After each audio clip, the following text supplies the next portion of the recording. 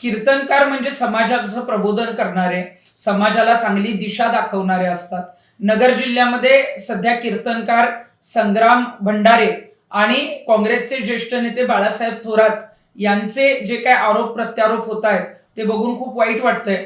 कारण जे कीर्तनकार वारकरी संप्रदायाशी आपल्या जोडले गेलेले आहेत, वारकरी संप्रदाय हा सत्याने अहिंसेची शिकवण देतो. वारकरी संप्रदाय कीर्तनकार हे संत ज्ञानेश्वर महाराज, संत तुकाराम महाराजांशी जोडले जातात आणि तिथेच जेव्हा या कीर्तनकारांकडून मला नथुराम गोडसे व्हायला लागेल असं म्हटलं जातं किंवा लॉरेन्स बिश्नोईचा दाखला दिला जातो, तेव्हा खूप वाईट वाटतं. त्यांनी जर असं म्हटलं असतं की मला आता संत तुकाराम महाराज व्हावं लागेल, संत ज्ञानेश्वर महाराज व्हावं लागेल, तर आम्हीही त्यांना शाबासकी दिली असती. आणि बाळासाहेब थोरात हे काँग्रेसचे ज्येष्ठ नेते आहेत, अनेक वर्ष राजकारणात आहेत, ते सरळ मार्गी असणारे कार्यकर्ते आहेत.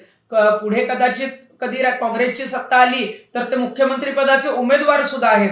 परंतु राजकारणी लोकांच्या नादाला कीर्तनकारांनी लागू नये. मला वाटतंय की अनेक कीर्तनकार सुद्धा जे आहेत ते फार चांगल्या पद्धतीनं कीर्तन करतात, परंतु अनेक कीर्तनकार हे राजकारण्यांच्या ज्या आहेत त्या वळचणीला बांधले गेलेले आहेत. त्यामुळे कीर्तनकारांनी कीर्तनाचं काम करावं, वारकरी संप्रदाय बदनाम होऊ नये अशा पद्धतीची जी आहे ती वक्तव्य करू नयेत.